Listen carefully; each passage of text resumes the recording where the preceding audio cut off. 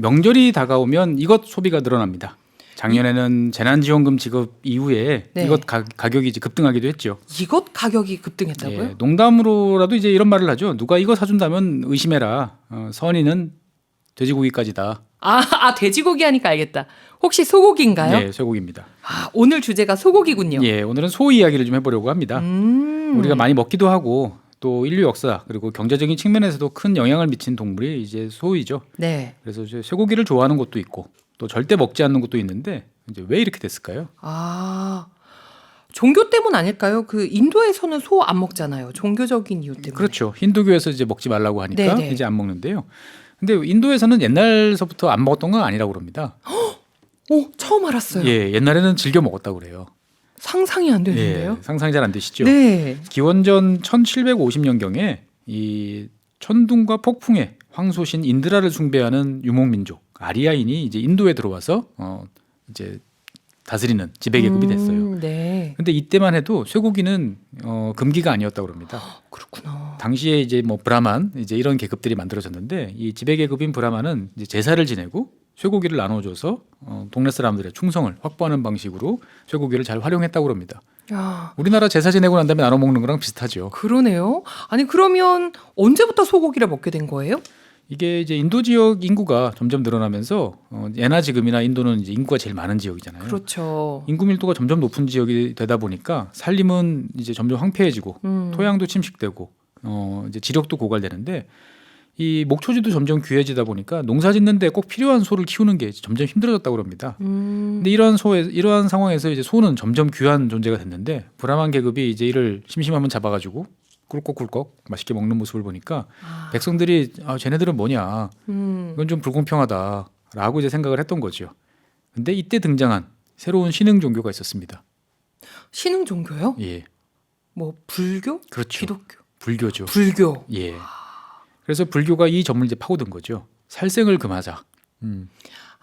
고기를 먹지 말자 이런 말을 하는 게 실제로 보면 당시의 인도 사회가 바라던 어떤 그런 모습이었던 것이죠. 그러네요. 그때 상황하고 딱 들어맞네요. 그렇습니다. 어떻게 저 계급들이 소를 저렇게 귀한 소를 막 잡아먹고 나면 일반 백성들은 농사짓기가 더 힘들어지는 거죠. 소가 그러니까요. 없어지니까. 불교가 예. 커다란 대안으로 떠오르긴 했을 것 같은데 그럼 그때는 불교가 대세였고 지금은 힌두교가 대세가 됐잖아요. 그렇습니다. 원래부터 이제 힌두교는 존재를 하고 있었고 힌두교가 이제 이 불교의 어떤 여러 가르침들을 수용을 하는 형태로 이제 변화한 거죠.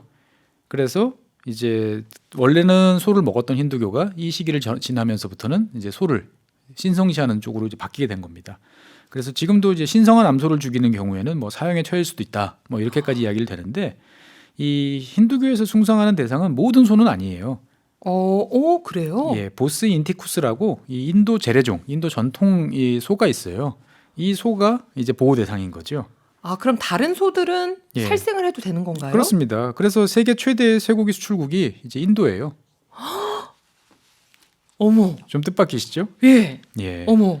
그러면은 이게 인도가 세계 소고기 하면 저는 오히려 미국이나 뭐 브라질, 아르헨티나 이런 쪽 생각했는데 그렇습니다. 아니구나. 근데 실제로 인도에서 사육되는 소는 3억 마리 이상이라고 합니다. 2위 브라질이 한 2억 마리 정도 되니까 압도적으로 이제 1위가 이제 인도죠. 네. 근데 쇠고기 수출량도 이제 조금 지난 통계이긴 하지만 176만 톤으로 이제 1위라고 그러고 전 세계 쇠고기 수출량의 20%를 인도가 차지한다고 합니다. 그러면 이거 뭐예요? 자기들은 안 먹긴 하지만 네. 이거를 이렇게 살생해서 네. 수출은 한다 이런 건가요? 이게 이제 그 인도의 종교 구성하고 관련이 있는데 인도에는 이제 힌두교들만 있는 게 아니고 이슬람교를 믿는 사람들도 있습니다. 이슬람교는 돼지고기를 안 먹죠. 그렇죠. 예. 그래서 원래 예전에 파키스탄하고 인도하고 갈라지면서 대부분의 이슬람교도 분들은 이제 파키스탄 또는 방글라데시로 이제 이주를 했지만 네. 아직까지 여전히 많이 있어요.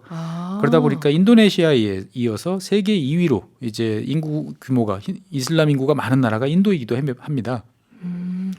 이것도 좀 흥미롭네요. 예, 그래서 이제 이 이슬람교도들은 쇠고기는 일상적으로 섭취하는 그런 이제 식품인 거죠. 그래서 이들 수요 자체가 많기 때문에 소를 많이 키우는 것도 있고 또 한편으로는 이제 소 가운데 이제 여러 소들이 있는데 이제 물소가 있어요. 물소. 예. 이 물소 같은 경우는 힌두교에서도 죽음의 신 야마가 타고 다니는 동물로 간주해서 뭐 별로 그렇게 보호할 필요성이 없는 존재로 이제 간주된다고 합니다. 그래서 힘들게 농사도 짓고 또 그다음에 잡기도 하고. 근데 최근에는 벌써 불쌍하네요. 좀 불쌍하죠. 근데 최근에는 이제 인도에서 힌두 민족주의가 강화되면서 이제 특정한 종뿐만 아니고 모든 소를 보호 대상으로 삼아야 된다. 이러한 주장이 이제 많아지고 있습니다. 그러다 보니까 이제 이 쇠고기 관련 산업이 좀 어려움을 겪고 있다라는 뉴스가 이제 전해지고 있어요. 네.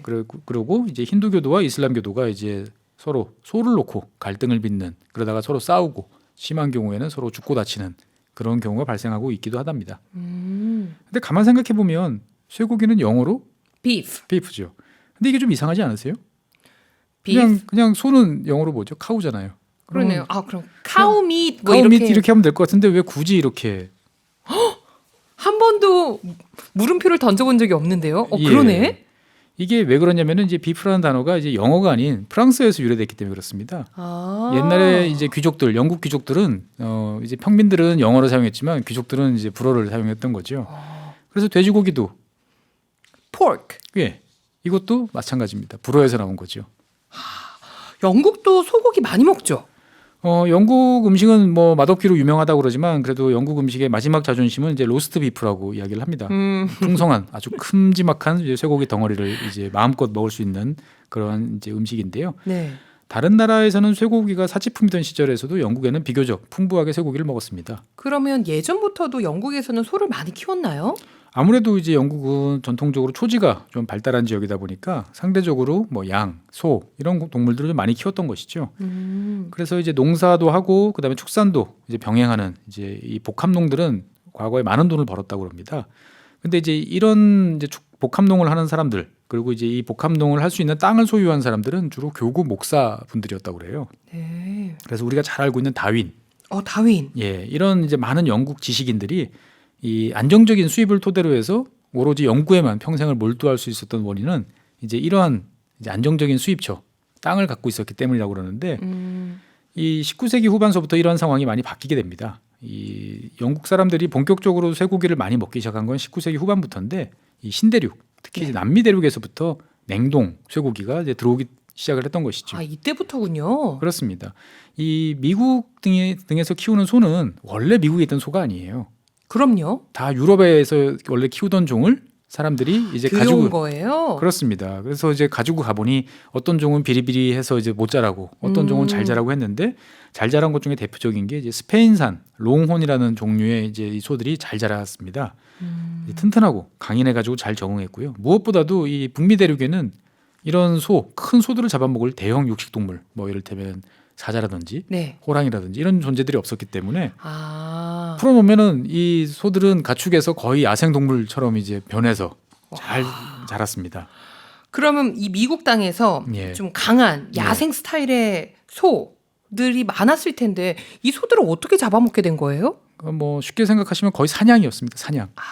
예. 그러니까 소 한 마리 잡아줘라고 그러면은 이제 그 카우보이나 가우초 이런 사람들이 가서 이제 소를 사냥을 해오는 거죠. 근데 큰 덩치 소를 잡아도 보관할 방법은 사실 없었어요. 그러니까 이제 필요한 부위만 잘라내서 나머지는 그냥 버려졌습니다. 그러니까 이를테면은 뭐 소의 이제 우설이라고 그러죠. 소 혀라든지, 네. 뭐 안심이라든지, 내장 부위도 뭐 그렇고. 특정 부위만 딱 먹고 나면 나머지 부위는 그냥 버려졌어요.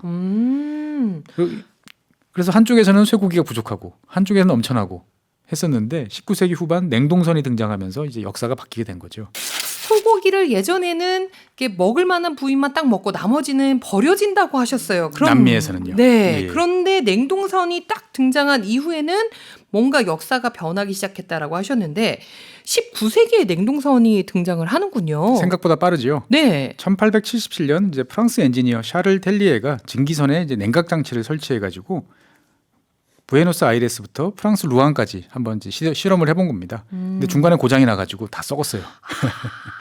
근데 이제 몇 달 후에 암모니아를 냉매로 사용하는 좀 더 이제 개선된 시스템을 다시 설치해 가지고 네. 실험을 해봤는데 이번에는 완벽하게 꽁꽁 얼려가지고 프랑스까지 갖고 오는데 성공을 했습니다. 드디어 신대륙의 소고기가 유럽까지 건너가게 됐군요. 그렇습니다. 이렇게 되면서 이제 유럽의 쇠고기 가격은 이제 급락하게 되는 거죠. 그렇죠. 뭔가 흔해지니까. 그렇죠. 그래서 다양한 계층의 사람들이 쇠고기를 먹을 수 있게 됐고 한편으로는 이제 과거에 돈을 잘 벌던 영국의 복합농들은 이제 몰락을 하게 되는 거죠. 그리고 이제 지식인들의 삶도 이제 크게 변화를 하게 됩니다. 연구에만 몰두할 수 있는 환경이 이제 많이 없어진 거죠. 그러네요. 근데 사람들이라는 게 참 묘해서요. 일단 쇠고기를 먹기 시작하자 이제 예전에는 양이 중요했는데 이제 맛을 따지기 시작을 합니다. 사람 사는 게 다 비슷하군요. 그렇습니다. 예전엔 소고기만 봐도 야 소고기다 그렇죠. 했는데 이제는 뭐 어딜 가도 소고기를 먹을 수가 있으니까 맛있는데? 그렇죠. 맛없는데? 질긴데? 뭐 이런 얘기를 하게 됐을 것 같아요. 부드러운 고기를 찾기 시작한 건가요? 그렇죠. 아무래도 이제 부드러운 쇠고기가 더 사람들 입에 잘 붙죠. 네. 그러다 보니까 이 소들이 풀만 먹으면 이 좀 질겨집니다. 적당하게 이제 곡물을 먹여줘야 이제 쇠고기가 부드러워지는데 좀 마블링이 생기죠. 그렇습니다. 예. 그래서 마침 이제 미국 중서부 지역에서는 옥수수 재배가 이제 대성공을 거두어서 막 옥수수가 썩어나는 이제 그런 상황이었어요. 네. 그래서 사람들이 생각을 했던 거죠. 자, 이 옥수수를 소에게 먹이면 쇠고기가 부드러워져서 고급 쇠고기가 된다.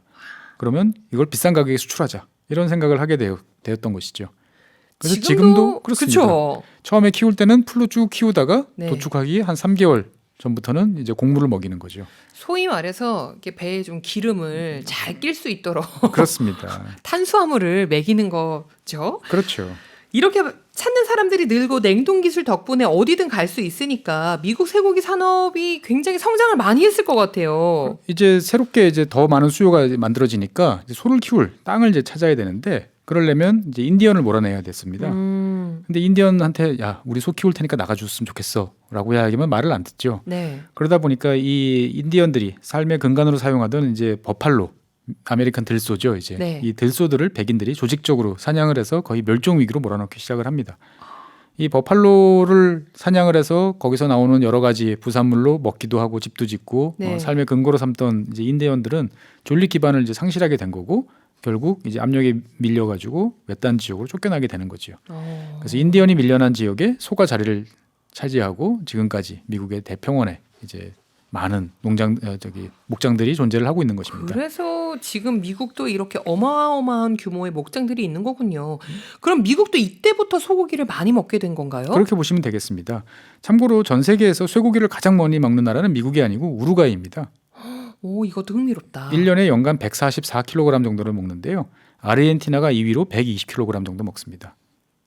미국일 줄 알았어요. 저는 미국은 정말. 80kg 정도로 4위예요. 오. 그래서 120kg, 140kg 정도 된다 그러면 하루에 거의 500g씩 이 정도 아침, 점심, 저녁을 다 소고기 먹는 그런 느낌 아닌가요? 맞습니다. 그래서 미국의 쇠고기는 20세기 초반부터 이제 폭발적으로 증가하기 시작을 했는데요. 이 수요를 맞추기 위해서는 소를 도축하고 가공하는 것이 큰일이 되었습니다. 옛날처럼 소를 한 마리씩 잡고 푸주함들이 달려들어서 한 마리씩 뼈와 내장을 제거하고 고기를 부위별로 나누는 것은 도저히 수요를 맞출 수가 없었던 거죠. 네.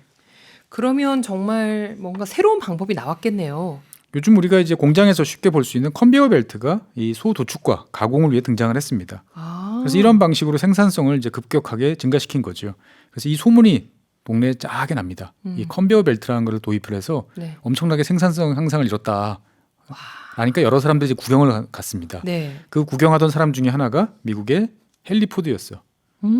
그래서 그거를 이렇게 보니까 헨리 포드가 자동차도 저렇게 만들면 되겠다라고 생각을 해서 컨베이어 벨트를 자동차 공장에 설치를 하게 된 겁니다.